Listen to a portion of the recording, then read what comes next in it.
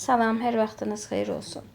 Deməli, düzəlmə haqqında danışacağam. Bəzi hallarda suallar belə düşür ki, isimdən düzələn, feildən düzələn, sifətdən düzələn.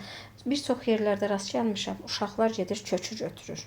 Diqqət eləməlisiniz. Düzəlmə deyirsə, hansı söz verilibdirsə, o sözlərdə sonuncu leksik şərkəçiləri ixtisara salın. Sonuncu leksik şərkəçiləri ixtisara saldıqdan sonra yerdə qalan sözə bütöv şəkildə sual verin. Qalayçı, deməli, isimdir. Bu isimdən düzəlib. Düzəlmə sonuncu leksik şərkəçisi ixtisara düşdükdən sonra ortalığa çıxan bütöv sözdür. Ona sual verirsiniz və o zaman hansı nitq hissəsindən düzəldiyi üzə çıxır.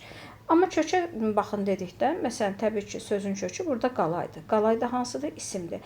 Deməli, həm bu sözün kökü isimdir, həm də ki, özü isimdən düzəlib. Məsələn, yazıcı sözünə baxaq. Yazıcı sözündə sonuncu leksik şərkəçisini çıxanda düzəldiyi nitq hissəsi yazı isimdən düzəlibdir. Amma sözün kökü yaz feildir. Deməli, bu hansı nitq hissəsindən düzəlibdir? İsimdən. Amma kökü hansı nitq hissəsidir? Feil.